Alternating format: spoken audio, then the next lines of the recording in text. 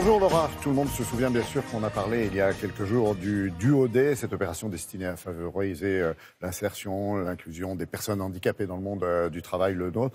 Et bien ce matin, Laura, vous allez nous présenter une application destinée à faciliter le quotidien de ces personnes handicapées. Oui, il y a 12 millions de Français qui vivent avec un handicap et 80%.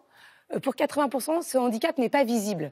Et donc, cette application s'attaque justement à ce handicap non visible quand quelqu'un a besoin d'aide dans la rue pour faire quelque chose, mais il ne sait pas comment formuler, comment demander de l'aide à quelqu'un. Et puis, les personnes qui passent à côté de lui ne voient pas qu'il est en situation de handicap parce qu'il n'a pas de fauteuil roulant. Donc, l'idée de cette application, c'est de mettre en relation des gens qui sont volontaires, qui ont envie d'aider, avec des personnes qui ont besoin d'aide. Donc, c'est plutôt une belle idée. Oui.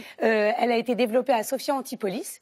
Et je suis allée dans une ville que je connais très peu, Nice, pour rencontrer le fondateur de l'application.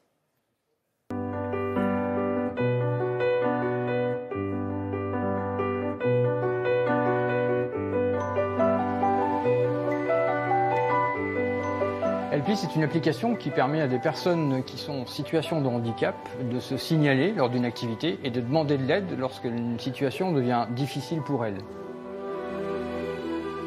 C'est basé sur un monde collaboratif. En fait, la personne se construit une communauté d'aidants ou d'anonymes qui ont téléchargé l'application et qui, à un moment donné, vont recevoir une demande d'aide de la personne qui est en difficulté.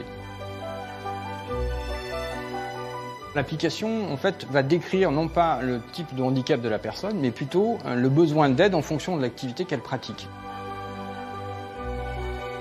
Lorsque la personne, par exemple, veut pratiquer la promenade ou la rando, elle a juste à signaler qu'elle va démarrer cette activité pour une durée déterminée. Et ensuite, elle va signaler sa demande d'aide. Et les personnes qui sont aux alentours vont recevoir une notification qui va décrire en fait le type d'aide dont la personne a besoin pour traverser la route, par exemple.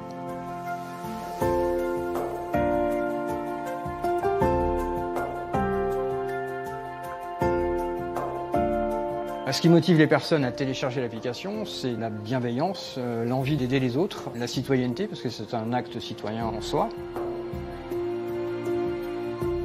J'ai eu l'idée à partir d'une expérience personnelle, puisque une de mes filles a un handicap invisible. Plutôt que de porter un gilet jaune stigmatisant avec un logo de handicap, on s'est un petit peu creusé la tête pour savoir qu'est-ce qu'on pourrait faire pour qu'on n'ait pas à justifier le handicap invisible. On a eu plutôt envie de décrire le type de besoin dans des situations bien précises. Et c'est en ça que l'application est plutôt intéressante. Lorsqu'on a lancé les premières campagnes de financement, j'ai eu plein de messages positifs, à la fois de la communauté valide, mais surtout de la communauté du handicap, qui m'ont dit c'est une idée absolument géniale.